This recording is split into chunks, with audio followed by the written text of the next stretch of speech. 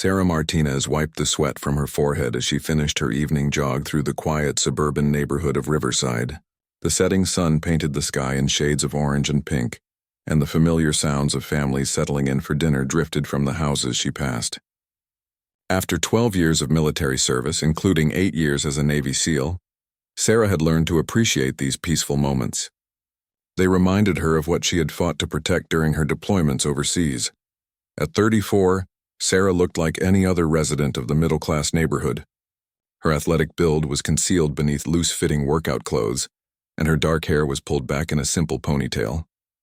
She preferred to keep her military background private, finding that most people either didn't believe her or treated her differently. Once they learned about her service, the transition to civilian life had been challenging enough without constantly having to explain her past. Sarah had moved to Riverside 6 months earlier, hoping for a fresh start after her medical retirement from the Navy. A training accident had damaged her left knee, ending her active duty career but not her spirit. She now worked as a fitness trainer at a local gym, helping others achieve their physical goals while she rebuilt her own life. The job was fulfilling, though vastly different from the high-stakes missions she once led in Afghanistan and Iraq. As she rounded the corner onto Oak Street, Sarah noticed a commotion ahead. 3 men in their 20s stood around a small blue sedan that had pulled over to the side of the road. The car's hazard lights were blinking and steam was rising from under the hood. A young woman stood beside the vehicle, clearly distressed and trying to maintain distance from the men who had approached her. Sarah's training kicked in automatically. She assessed the situation as she continued jogging toward them, noting the body language of all involved. The woman, who appeared to be in her early 20s with long blonde hair, was holding her phone and backing away from the men. Her posture suggested fear rather than gratitude for assistance. The 3 men were positioned in a way that blocked the woman's path to the main road, and their aggressive stance indicated this wasn't a friendly offer of help. The tallest of the 3 men, wearing a stained white tank top and baggy jeans, was speaking loudly enough for Sarah to hear as she approached. "Come on, sweetheart, we're just trying to help. Why don't you let us give you a ride? It's getting dark, and this isn't the safest area for a pretty girl like you to be stranded." The young woman, whose name Sarah would later learn was Emma Thompson, clutched her phone tighter. "Thank you, but I've already called for help. My boyfriend is on his way." The second man, shorter but stockier than the first, laughed mockingly. "Your boyfriend, huh? Well, he's not here now, is he? We are. And we're offering you a ride. It would be rude to refuse." Emma's voice trembled as she replied, "I appreciate the offer, but I'm fine waiting here." The third man, who had been silent until now, moved closer to Emma. "Listen, lady, we're being nice here, but this neighborhood can get pretty rough after dark. You really should come with us." Sarah was now close enough to intervene, but she wanted to assess the full situation before acting. Her SEAL training had taught her to gather as much intelligence as possible before engaging. She could see that Emma was genuinely frightened, and the men's behavior was becoming increasingly aggressive. The way they positioned themselves and their persistent pushing despite Emma's clear refusal suggested their intentions were far from helpful. As Sarah jogged past the group, she made eye contact with Emma and offered a reassuring nod. She continued for about 20 yards before turning around and jogging back, as if she were doing interval training. This gave her another opportunity to observe the situation and positioned her to intervene if necessary. During her second pass, she heard the tall man's voice grow more threatening. "Look, we've been nice long enough. You're coming with us whether you like it or not." Emma's voice was barely audible as she whispered, "Please just leave me alone." Sarah knew she couldn't wait any longer. She had sworn an oath to protect others, and that oath didn't end when she left the military. She slowed her jog to a walk and approached the group with a friendly smile, as if she hadn't noticed anything unusual. "Excuse me," Sarah called out cheerfully. "Is everything okay here? I couldn't help but notice the car trouble." The 3 men turned to look at her, and Sarah could immediately see the calculation in their eyes. They were sizing her up, determining whether she posed a threat to their plans. What they saw was a woman of average height and build, alone and presumably vulnerable. The stocky man answered first, his voice dripping with false friendliness. "Everything's fine here, lady. Just helping this girl with her car trouble. You can move along." Sarah's smile remained in place, but her eyes hardened slightly. Oh, that's very kind of you. Car trouble can be so stressful. She looked directly at Emma. Are you okay, honey? Do you need me to call anyone for you? Emma's relief was visible as she nodded quickly. Yes, please. I was just telling these gentlemen that my boyfriend is already on his way, but maybe you could stay with me until he arrives. The tall man stepped forward, his friendly facade dropping. We've got this handled. You need to keep moving. Sarah's training allowed her to read the micro-expressions and body language that revealed the men's true intentions, the way they glanced at each other, the subtle positioning to block escape routes, and their increasing agitation at her presence all confirmed what she had suspected. These men had no intention of helping Emma. They were predators who had found what they thought was easy prey. I don't mind waiting, Sarah said calmly, moving to stand beside Emma. It's such a nice evening. And I was just finishing my jog anyway. The third man, who had been quiet, now spoke up with obvious irritation. Look, lady, we don't need your help here. This doesn't concern you.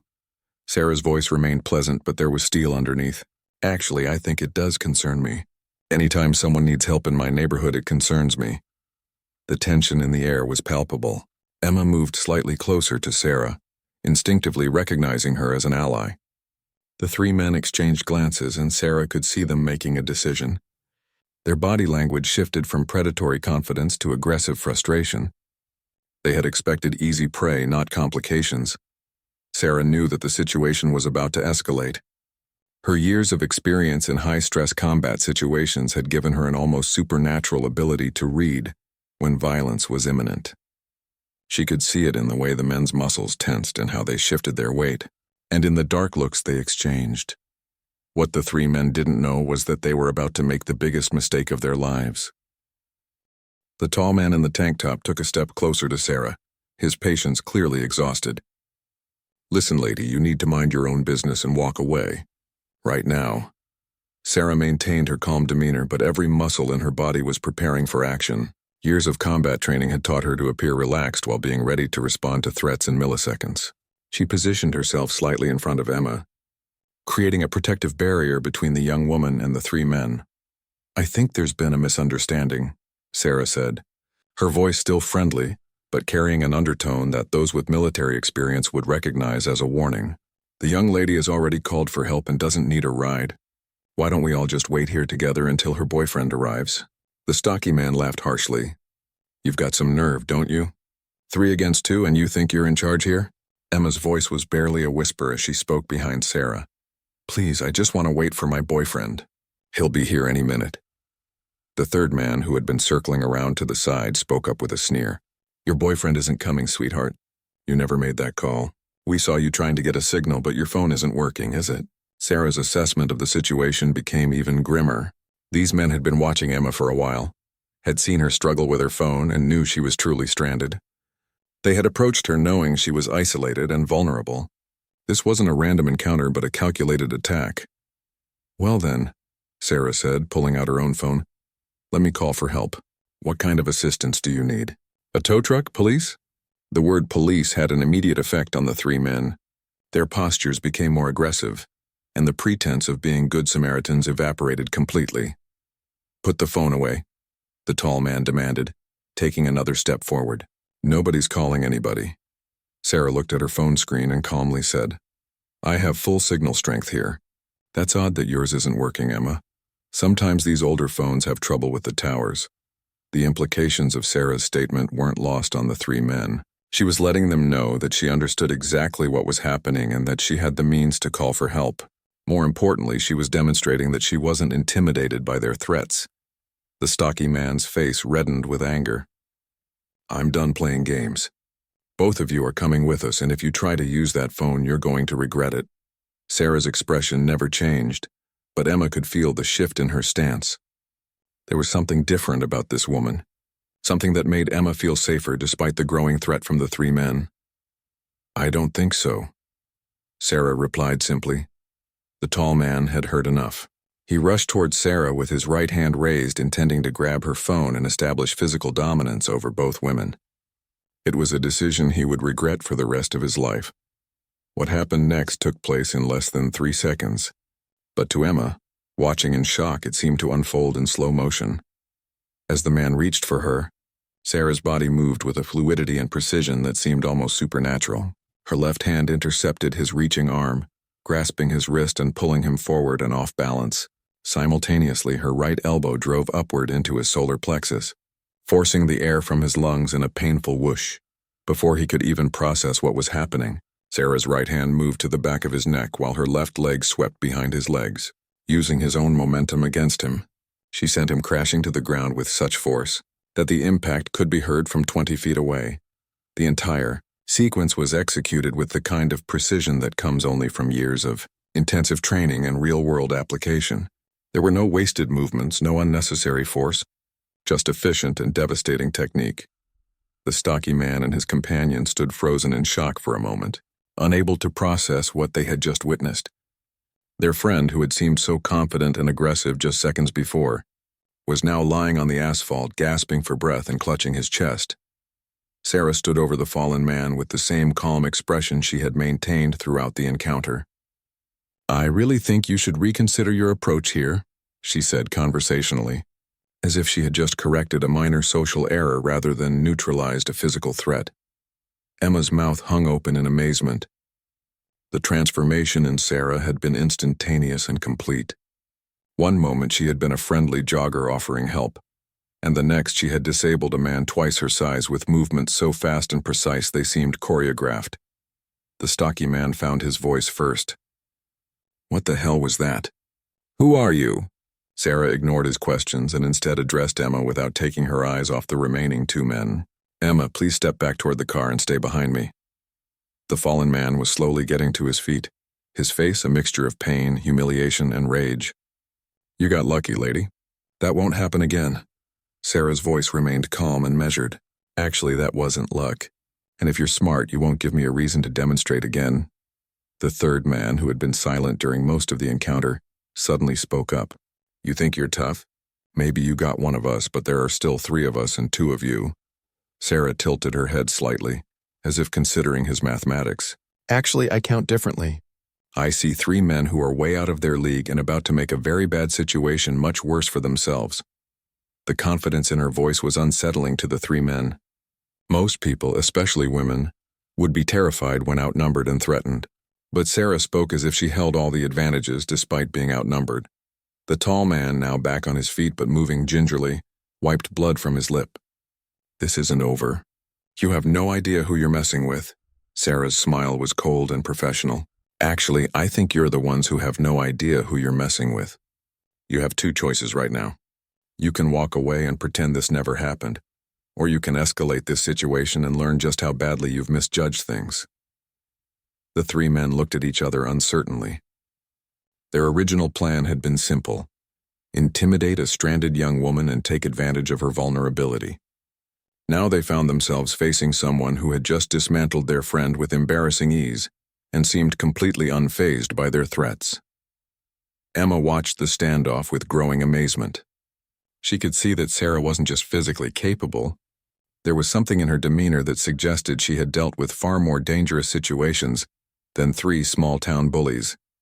The stocky man tried to regain some authority in the situation. "We know where you live, lady. We've seen you jogging around here. This neighborhood isn't as safe as you think." It was exactly the wrong thing to say. The moment the stocky man mentioned knowing where Sarah lived and made veiled threats about the neighborhood's safety, something shifted in Sarah's demeanor. The friendly facade disappeared entirely, replaced by something that made all 3 men take an involuntary step backward. "You've been watching me," Sarah stated, her voice now carrying the tone of someone accustomed to command and control. "That changes things significantly." Emma could see the transformation happening before her eyes. The woman who had seemed like a helpful neighbor was revealing layers of steel beneath the surface. There was an authority in Sarah's voice that suggested she was far more dangerous than any of them had realized. The tall man, still nursing his injuries from his first encounter with Sarah's capabilities, tried to salvage the situation. "Look, we don't want any trouble. We were just trying to help the girl with her car." Sarah's laugh was devoid of humor. "Help? By blocking her escape routes? By ignoring her repeated request to be left alone? By threatening her when she refused your assistance?" She took a measured step forward. And now you're making threats about my home and my neighborhood. Gentlemen, you've escalated this from harassment to something much more serious. The third man, who had been the quietest of the group, decided this was his moment to assert dominance. He was larger than his companions, with thick arms covered in amateur tattoos, and had clearly spent time in a gym. He cracked his knuckles and moved toward Sarah with the confidence of someone who had won fights through intimidation and brute force. "I think you need to learn some respect," he growled, reaching out to grab Sarah's shoulder. What happened next would be talked about in the neighborhood for years to come. Sarah's response was swift and devastating. As the man's hand approached her shoulder, she caught his wrist with her left hand while simultaneously driving her right palm upward into his elbow joint. The sickening crack that followed was audible to everyone present, and the man's roar of pain echoed through the quiet street. Before he could even fully process what had happened to his arm, Sarah pivoted and drove her knee into his solar plexus with surgical precision. As he doubled over, gasping and clutching his damaged arm, she grabbed the back of his head and brought it down to meet her rising knee. The impact was controlled but effective. The man crumpled to the ground beside his friend, conscious but completely incapacitated. Blood streamed from his nose and his left arm hung at an unnatural angle. Emma watched in stunned silence as Sarah stood over the two fallen men without even breathing heavily.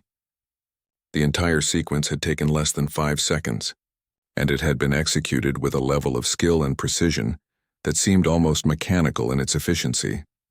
The stocky man, now the only one of his group still standing, looked at his two companions writhing on the ground and then at Sarah, who appeared completely unaffected by what had just transpired. "This is insane," he whispered, backing away slowly. "You can't just attack people like that." "We'll call the police. We'll press charges." Sarah's smile returned, but it was nothing like the friendly expression she had worn when she first approached. "Please do call the police. I'm very interested in explaining to them how 3 men surrounded and threatened a stranded young woman, and then escalated to physical violence when someone intervened to help her."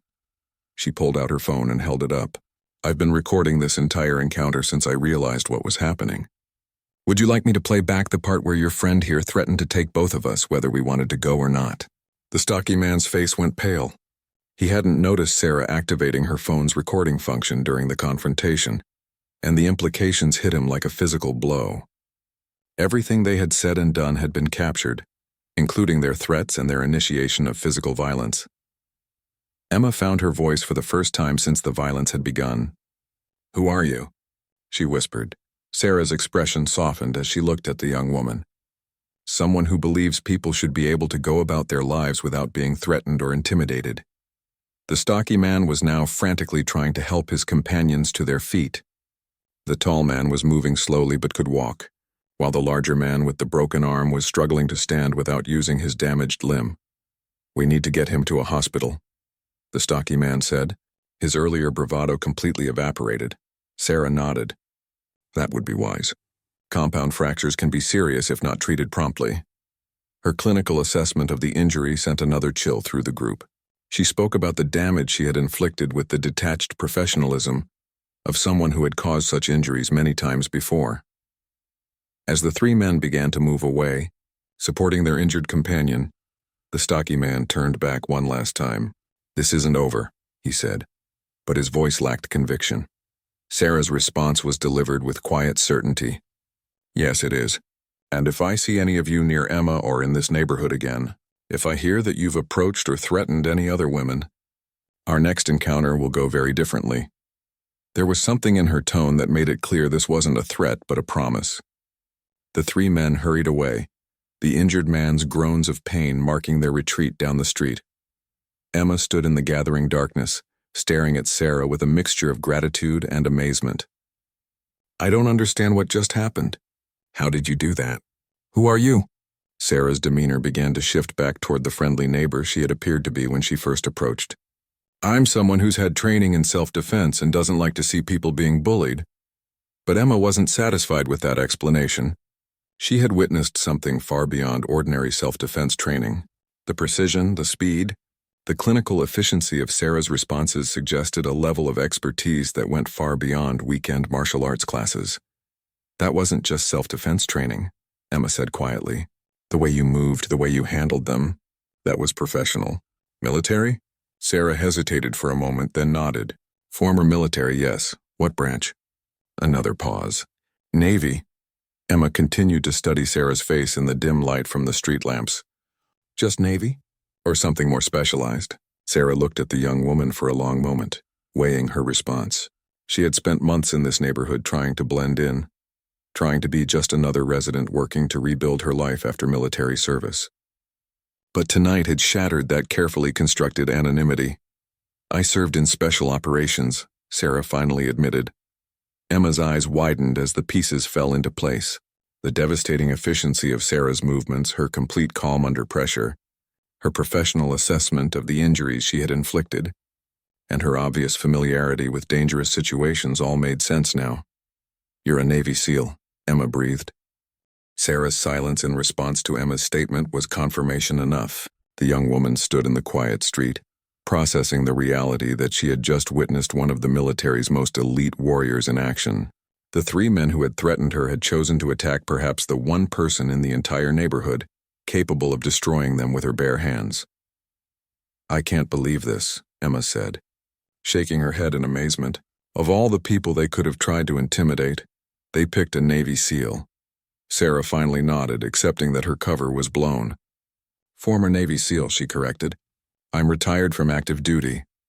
Emma looked at the spot where the two men had fallen, dark stains on the asphalt marking where they had bled. Those men had no idea what they were getting into, did they? No, Sarah replied simply. They saw what they wanted to see. A woman alone. Someone they thought they could intimidate or overpower. She looked at Emma with sympathy. The same way they saw you? They're predators who look for what they perceive as easy targets. The sound of a car engine approaching made both women turn. A blue pickup truck pulled up behind Emma's disabled sedan, and a young man in his 20s jumped out, his face etched with worry. Emma, thank God you're okay. I got your text about the car trouble and...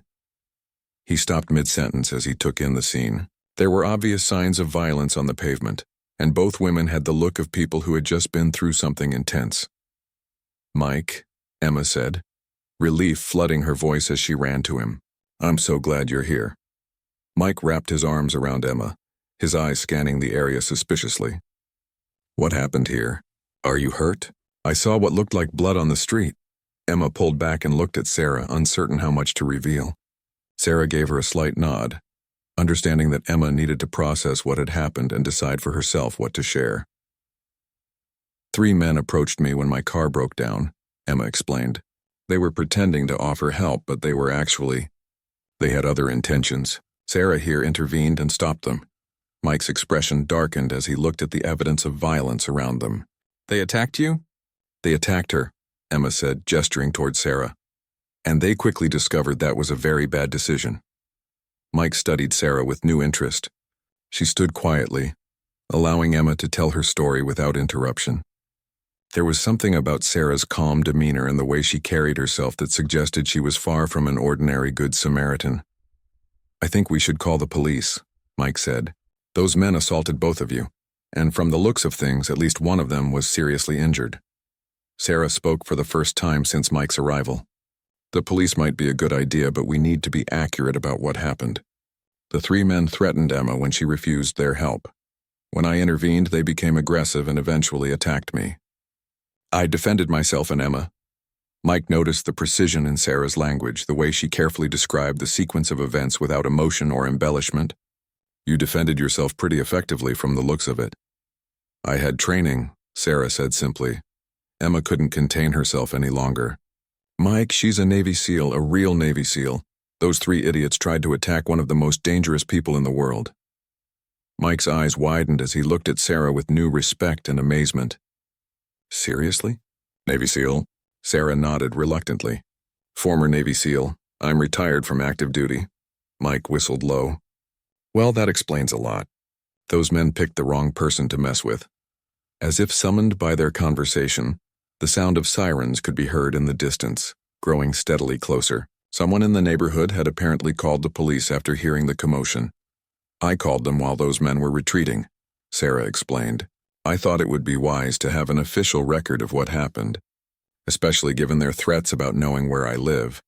2 police cruisers pulled up within minutes, their red and blue lights painting the quiet street in alternating colors. 4 officers emerged from the vehicles, their hands resting casually on their duty weapons as they assessed the scene. The senior officer, a veteran with graying hair and a commanding presence, approached the group. "I'm Sergeant Coleman. We received reports of a disturbance and possible assault in this area. Can someone tell me what happened?" Sarah stepped forward, her military bearing evident even in civilian clothes. "Good evening, Sergeant. I'm Sarah Martinez. I witnessed 3 men harassing this young woman when her car broke down. When I intervened to help, the situation escalated to physical violence." Sergeant Coleman studied Sarah's face, noting the calm, precise way she spoke and her obvious comfort with authority figures. "And you are?" "Former Navy SEAL, retired due to medical reasons 6 months ago." The sergeant's demeanor shifted immediately. Like many law enforcement officers, he had deep respect for military special operations personnel, and Sarah's straightforward admission of her background carried significant weight. "Can you walk me through exactly what happened?" Over the next 20 minutes, Sarah provided a detailed chronological account of the evening's events. She described her initial observation of the situation, her assessment of the threat to Emma, and the escalation that led to physical confrontation. Her report was delivered with the kind of precision and objectivity that spoke of extensive experience giving operational briefings. Emma corroborated Sarah's account, adding details about how the men had approached her and the increasingly threatening nature of their behavior. Mike provided context about Emma's call for help and his arrival at the scene.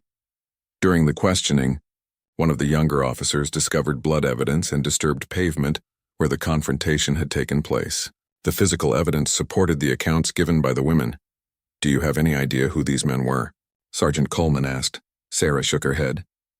"They appeared to be local, based on their familiarity with the neighborhood and their comment about having seen me jogging here before. The stocky one mentioned that they knew where I lived, which suggests they've been watching residents in this area." This information clearly concerned the sergeant. "We've had some reports of women being approached or followed in this general area over the past few weeks. Nothing this serious, but there might be a pattern here." Emma's face went pale. "You mean they've been doing this to other women?" "It's possible," the sergeant replied. "Can you describe the 3 men in detail?" Sarah provided comprehensive descriptions of all 3 attackers, including their approximate ages, physical characteristics, clothing, and the specific injuries 2 of them had sustained. Her military training in observation and intelligence gathering was evident in the thoroughness of her descriptions. "Based on the injuries you described, particularly the broken arm, at least one of them would have sought medical attention," Sergeant Coleman noted. "We'll check with local emergency rooms and urgent care centers." As the officers continued their investigation, photographing the scene and taking formal statements, Emma found herself studying Sarah with growing admiration. Even in this stressful situation, the former SEAL remained calm and professional, answering questions with military precision while showing genuine concern for Emma's well-being. The police investigation continued for another hour as officers canvassed the neighborhood, looking for witnesses and additional evidence. Sergeant Coleman had called for a detective to respond to the scene, recognizing that this incident might be connected to other cases involving harassment of women in the area. Detective Lisa Rodriguez arrived as the officers were finishing their preliminary investigation. She was a 15-year veteran of the force with extensive experience in assault cases and crimes against women. After reviewing the initial reports and physical evidence, she spoke privately with each witness. "Ms. Martinez," Detective Rodriguez said as she approached Sarah, "I've reviewed Sergeant Coleman's notes, and I have to say, your response to this situation was remarkably controlled given the circumstances." Sarah appreciated the detective's professional tone. "I used the minimum force necessary to neutralize the threat and protect Emma. My training emphasizes de-escalation when possible and precise response when violence becomes unavoidable. Your military training." The detective nodded. "Navy SEAL, according to the report." "That's quite impressive. May I ask what led to your retirement?" Sarah gestured toward her left knee. "Training accident resulted in permanent damage to my knee joint. I can function normally in civilian life, but I couldn't meet the physical demands required for active duty special operations." Detective Rodriguez made notes in her tablet. How long have you been living in this neighborhood? 6 months. I moved here after completing my transition program at the VA. I work as a fitness trainer at PowerFit Gym on Main Street. Have you noticed any suspicious activity in the area before tonight? Anyone watching you or following you during your runs? Sarah considered the question carefully. I am always aware of my surroundings due to my training, but I haven't observed anything that set off specific alarms until tonight. However, the way those men positioned themselves and their knowledge of my running routine suggests they had been conducting surveillance for some time. This information concerned the detective. We've had 3 reports in the past month of women being approached by groups of men in this general area. None of the previous incidents escalated to physical violence, but the descriptions of the suspects sound similar to what you've provided. Emma, who'd been listening to the conversation while Mike examined her car's engine, spoke up. You mean they've been doing this to other women? Why haven't there been warnings in the neighborhood? Detective Rodriguez turned to Emma. The previous reports described the encounters as aggressive panhandling or unwanted solicitation. The victims were reluctant to press charges, and without clear evidence of criminal intent, our options were limited. Sarah's expression hardened. Tonight wasn't panhandling or solicitation. These men were hunting. They had identified a vulnerable target, studied her situation, and moved in for what they perceived as easy prey. That's exactly how I'm viewing this case, the detective agreed. Your intervention likely prevented a serious crime. The injuries you inflicted on the attackers, while significant, were clearly defensive in nature and proportional to the threat they posed. As they spoke, one of the patrol officers approached with his radio crackling. Detective Rodriguez, we have a development. St. Mary's Hospital emergency room treated a male patient about an hour ago for a broken arm and facial injuries. The man claimed he fell off his bicycle, but the attending physician noted that the injuries were inconsistent with that story. The detective's eyebrows raised. Did they get his information? Yes, ma'am. Driver's license shows Marcus Webb, 26 years old, local address on Elm Street. He was accompanied by 2 other men who didn't require treatment but had visible injuries. Sarah nodded grimly. That would be consistent with the larger man who attacked me. The fracture to his left arm was definitely going to require medical attention. Detective Rodriguez made additional notes. We'll follow up with Mr. Webb and his companions. With the hospital record and your detailed statement, we have enough evidence to pursue charges. Mike had been listening to the conversation while working on Emma's car. I think I've figured out the problem, he called out. Looks like someone loosened your radiator cap and disconnected a hose. This wasn't mechanical failure. The implications of Mike's discovery sent a chill through everyone present. Emma's car hadn't broken down randomly. It had been sabotaged to leave her stranded and vulnerable. They planned this, Emma whispered, horror dawning on her face. They disabled my car and then waited for me to be stuck here alone. Detective Rodriguez immediately called for a crime scene technician to process Emma's vehicle for fingerprints and other evidence. This changes everything. We're now looking at stalking, criminal mischief, and attempted kidnapping in addition to the assault charges. Sarah's jaw tightened as she considered the implications. These men had been watching Emma specifically, learned her routine, and created the opportunity to isolate her. This was a coordinated predatory operation. The detective nodded grimly, which means there are likely other victims, and they'll definitely try again if we don't stop them. As the crime scene technician arrived and began processing Emma's car, Detective Rodriguez continued her questioning. Ms. Thompson, can you think of anywhere you might have encountered these men before? Work, school, shopping centers? Emma thought carefully. I work at the library downtown, and I have regular routines for shopping and errands. I suppose anyone could have observed my patterns if they were watching. What about your route home from work? Do you take the same path every day? Emma nodded slowly. Pretty much. I leave the library at 5:30 and drive straight home on Oak Street. It's the most direct route. She paused, a look of realization crossing her face. Wait, there's a construction site about 2 blocks from here where they're building new apartments. I've seen groups of men there who sometimes catcall when I drive by. Detective Rodriguez made a note. We'll check with the construction company about their workers and any complaints. Construction sites, unfortunately, can attract transient workers who might not have proper background checks. Sarah had been listening intently to this exchange. Detective, with your permission, I'd like to provide additional assistance in this investigation.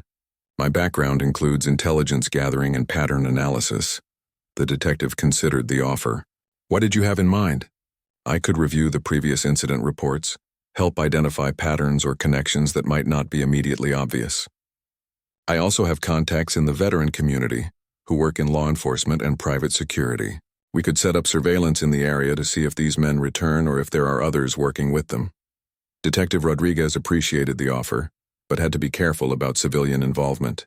I can't authorize unofficial surveillance operations, but your insights on the previous reports could be valuable. You obviously have experience reading situations that most civilians would miss. Emma spoke up from where she stood near her car. I want to help too. If these men have been targeting other women, they need to be stopped. What can I do? Right now, the most important thing you can do is vary your routines, the detective advised. Don't take the same route home every day. Don't leave work at the same time and be extra vigilant about your surroundings. We'll increase patrols in this area, but these men have demonstrated they're willing to plan and coordinate their attacks. Mike finished his examination of Emma's car and approached the group. The damage is pretty minor. I can fix it right here if someone has basic tools. They just wanted to disable it temporarily, not cause permanent damage.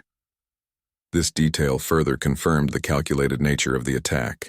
The sabotage had been designed to strand Emma without creating obvious evidence of tampering that might alert her to the danger. As Mike worked on repairing Emma's car, Sarah found herself studying the neighborhood with new eyes. Her training had taught her to assess environments for security vulnerabilities, and she could see several factors that made this area attractive to predators. The street lighting was inadequate. There were multiple escape routes, and the residential nature of the neighborhood meant that people minded their own business rather than paying attention to strangers. Detective Rodriguez, Sarah said, I'd like to make a recommendation about neighborhood security. I'm listening. This area has several characteristics that make it attractive to predators. Poor lighting, limited sight lines, and residents who are accustomed to not interfering with what they perceive as someone else's business. If these men have been operating here successfully, it's because the environment supports their activities. The detective nodded. What would you suggest? Community awareness programs, improved lighting, and perhaps most importantly, training for residents on how to recognize and respond to suspicious activity. People saw what happened tonight, but no one intervened until I arrived. That's not because they don't care. It's because they don't know how to assess threats or when intervention is appropriate. Emma looked up from where she was watching Mike work on her car. Sarah's right. I've lived in this neighborhood for 2 years, and I've never really thought about personal safety. I just assumed it was safe because it's a nice area with families. That's exactly the kind of thinking that predators exploit, Sarah explained. They look for areas where people have a false sense of security, where potential victims won't be expecting trouble. Detective Rodriguez was taking notes throughout this conversation. Would you be willing to speak at a community meeting about personal safety?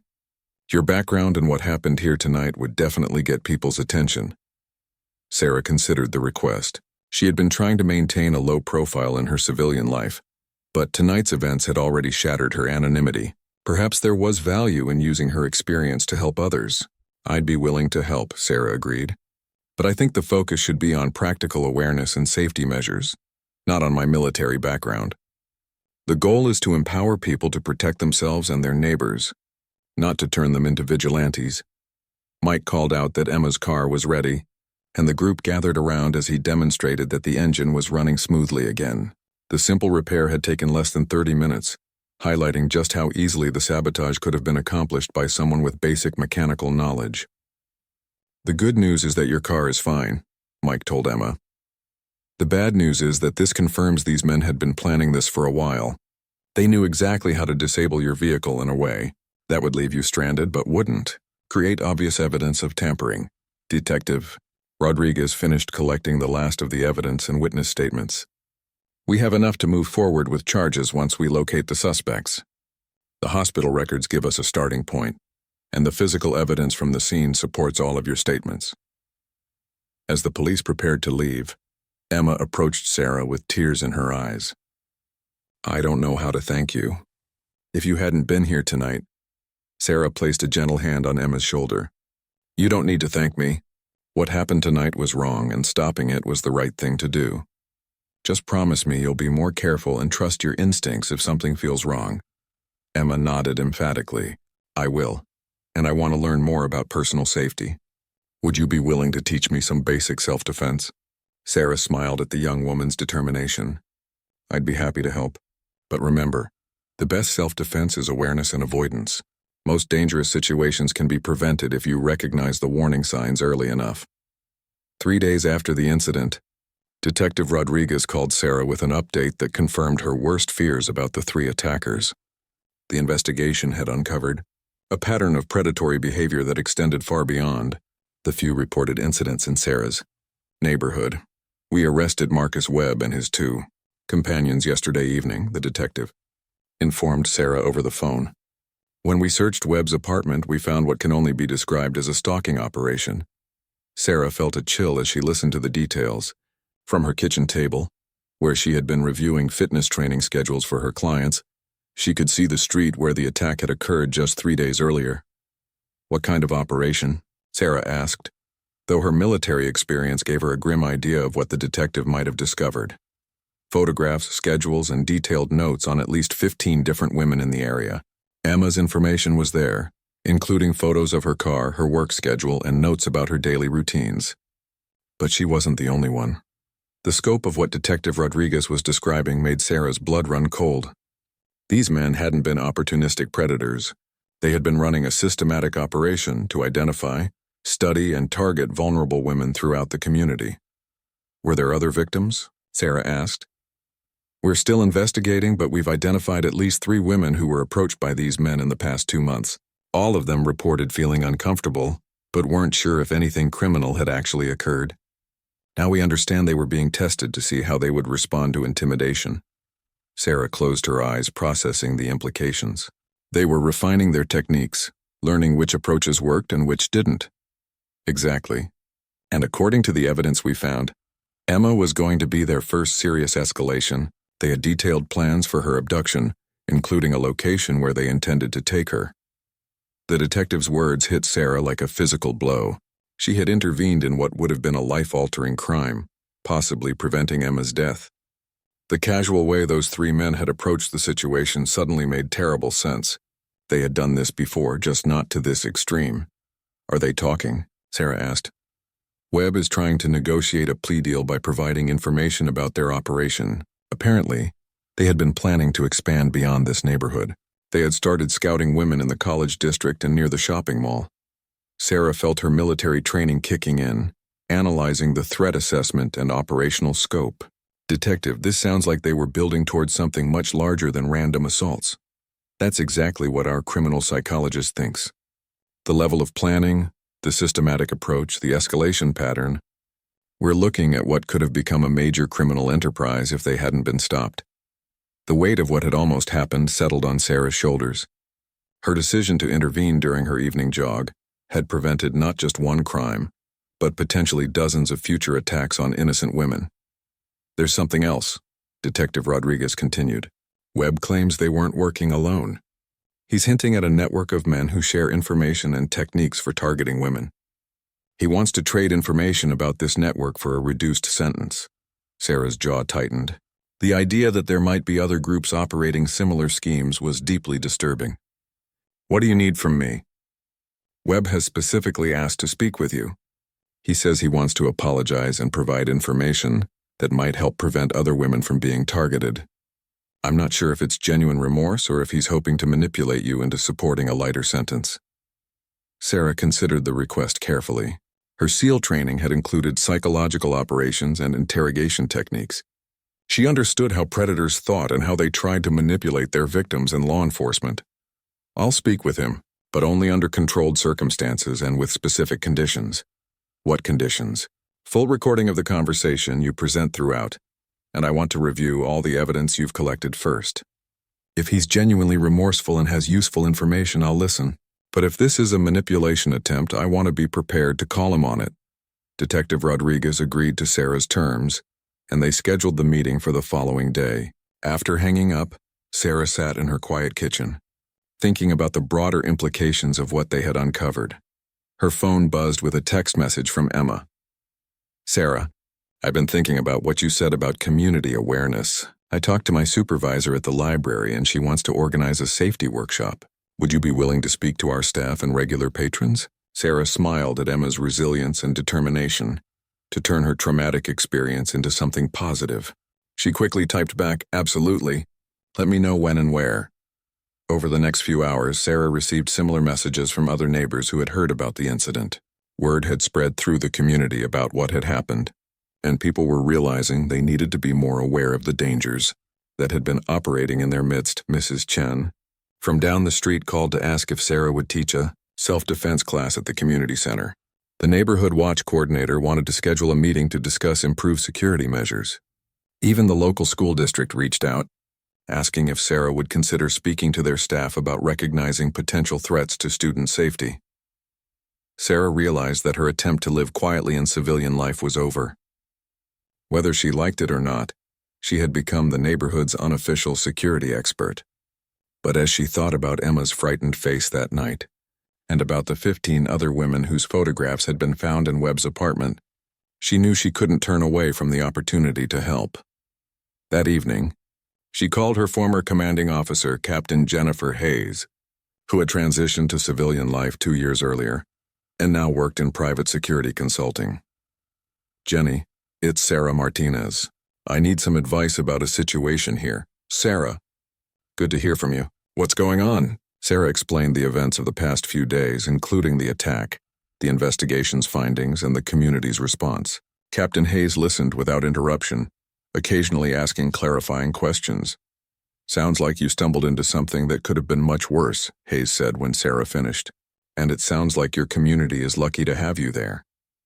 "I'm not sure I'm ready for this kind of visibility," Sarah admitted. "I moved here to start over, to have a quiet civilian life." Hayes was quiet for a moment before responding. "Sarah, you know as well as I do that there's no such thing as being former military when it comes to protecting people. You took an oath to defend others, and that oath doesn't expire when you retire." Sarah knew her former CO was right, but the prospect of stepping back into a leadership role, even in a civilian context, felt overwhelming. "I'm scared I'll mess this up," Sarah confessed. "In the military, I had clear rules of engagement, defined mission parameters, and backup support. This is all improvisation in uncharted territory." "That's exactly why you're the right person for this," Hayes replied. "You have the training to assess threats, the experience to make quick decisions under pressure, and the integrity to use your skills responsibly. Plus, you've already proven you can adapt your military training to civilian situations." Hayes paused before continuing. "Sarah, I've been working in private security for 2 years now, and I see a lot of veterans struggling to find purpose in civilian life. You've been handed an opportunity to use your skills to protect your community. Don't waste it." After the call ended, Sarah walked out to her back porch and looked toward the street where she had confronted the 3 attackers. The neighborhood looked peaceful in the evening light, but she now knew that appearance had been deceiving. Predators had been operating here for months, studying potential victims and planning attacks. She thought about the 15 women whose photos had been found in Webb's apartment, women who had no idea they were being stalked and studied. She thought about Emma's terror that night, and about how differently things might have ended if Sarah hadn't decided to intervene. Captain Hayes was right. Her oath to protect others hadn't expired with her retirement from active duty. If anything, tonight's events had proven that her skills and training were needed now more than ever. 6 months later, Sarah stood before a packed auditorium at the Civic Center, looking out at an audience of nearly 300 community members who had come to hear her speak about personal safety and threat awareness. The transformation in both herself and her community had been remarkable. The meeting with Marcus Webb had proven to be a turning point in the investigation. Faced with Sarah's direct questioning and her ability to see through his manipulation attempts, Webb had eventually provided genuine information about the network of predators operating throughout the region. His cooperation had led to the arrest of 12 additional men and the prevention of planned attacks in 3 neighboring communities. 6 months ago, Sarah began her presentation, most of us believed that serious crimes were things that happened to other people, in other places. We've learned that predators don't respect neighborhood boundaries or economic status. They look for vulnerability and opportunity, regardless of where they find it. In the front row, Emma sat with her boyfriend Mike, both of them beaming with pride. Emma had become one of Sarah's most dedicated students, learning not just physical self-defense techniques, but also the awareness skills that could prevent dangerous situations from developing. She now volunteered at the library to teach personal safety workshops for young women. The good news, Sarah continued, is that most predatory behavior can be prevented through awareness, preparation, and community cooperation. The men who operated in our neighborhood succeeded for months because they exploited our tendency to mind our own business and assume the best about ambiguous situations. Detective Rodriguez, who had become both a professional colleague and personal friend, sat in the third row taking notes. The community safety initiative that had grown out of Emma's attack had become a model program that other police departments were studying and implementing. Tonight, I want to share some practical strategies that anyone can use to improve their personal safety and help protect their neighbors, Sarah said, advancing to her next slide. But first, I want to emphasize that being aware of potential dangers doesn't mean living in fear. It means being prepared and confident in your ability to recognize and respond to threats. Over the past 6 months, Sarah had discovered that teaching civilian safety was remarkably similar to training new military recruits. The same principles of situational awareness, threat assessment, and graduated response applied. Whether someone was navigating a hostile village in Afghanistan or a parking garage in suburban America, the community center had become the hub for Sarah's expanding safety programs. She taught self-defense classes 3 evenings per week, offered specialized workshops for different groups like college students and senior citizens, and had established a neighborhood watch network that actually worked. Let me tell you about the most important lesson I've learned since retiring from the military, Sarah said, her voice carrying clearly through the auditorium. Real security doesn't come from having the strongest individual defenses. It comes from building communities where people look out for each other. Mrs. Chen, who had become the coordinator of the Neighborhood Watch program, nodded approvingly from her seat near the middle of the auditorium. Under her organization and Sarah's training, the program had evolved from occasional informal meetings to a sophisticated network of residents who communicated regularly about suspicious activity and supported each other during emergencies. Sarah's presentation covered the warning signs that had preceded Emma's attack, explaining how the 3 men had used common predatory tactics that most people wouldn't recognize as dangerous. She demonstrated simple verbal and physical techniques for creating distance from aggressive individuals, and she explained how bystanders could safely intervene in threatening situations. The most powerful tool any of us has is our intuition, Sarah emphasized. If something feels wrong, it probably is. Trust that feeling and take action to protect yourself, even if you're worried about seeming rude or paranoid. After the formal presentation, Sarah opened the floor for questions. The first came from a young mother who was concerned about safety while jogging with her baby stroller. Sarah provided specific advice about route planning, timing, and awareness techniques that could be adapted for parents with young children. An elderly man asked about home security measures that didn't require expensive technology or physical strength to implement. Sarah's answer covered everything from lighting and landscaping to simple, behavioral changes that could deter burglars and home invaders. A college student wanted to know about safety, strategies for dating and social situations. Sarah's response addressed everything from meeting people safely to recognizing the warning signs of potentially abusive relationships. As the questions continued, Sarah realized how much her perspective on civilian life had changed. 6 months ago, she had seen her military training as something that belonged to her past, skills that were no longer relevant to her new life. Now she understood that her experience was one of her most valuable assets for helping others. After the formal program ended, dozens of people approached Sarah with specific questions and requests for additional training. A group of teachers wanted to organize safety workshops for their schools. Local business owners asked about security assessments for their establishments. Parents requested specialized programs for teenagers. Emma approached as the crowd was beginning to thin out. "Sarah, I have something I want to tell you." "What's that?" "I got accepted to the police academy. I start training next month." Sarah's face lit up with genuine pride. "Emma, that's wonderful. What inspired you to apply?" Emma's expression grew serious. "That night 6 months ago, I realized how helpless I was when I really needed to protect myself. I never want to feel that way again. and I want to be able to help other people the way you helped me." As Sarah drove home that night, she reflected on how dramatically her life had changed since that evening, when she had decided to intervene in what appeared to be a simple car trouble situation. What had started as an instinctive response to protect a stranger had evolved into a new career and a renewed sense of purpose. Her phone buzzed with a text message from Captain Hayes. "Saw the news article about your community program. Proud of you for finding your mission in civilian life. Semper Fi." Sarah smiled as she pulled into her driveway.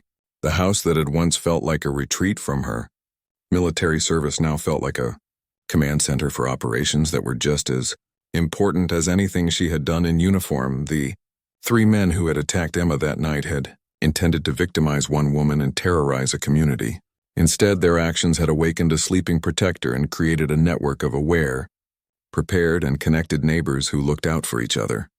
As Sarah locked her front door and turned off the porch light, she glanced toward the street where everything had started. The improved lighting that the community had installed made the area much safer, but more importantly, it was no longer a place where predators could operate with impunity. The men who had chosen to attack a Navy SEAL that night had learned that actions have consequences, but they had also inadvertently created something much more powerful than they could have imagined: a community that refused to be anyone's victim. Sarah's transition from active duty warrior to civilian protector was complete. She had found her new mission, and it was just beginning.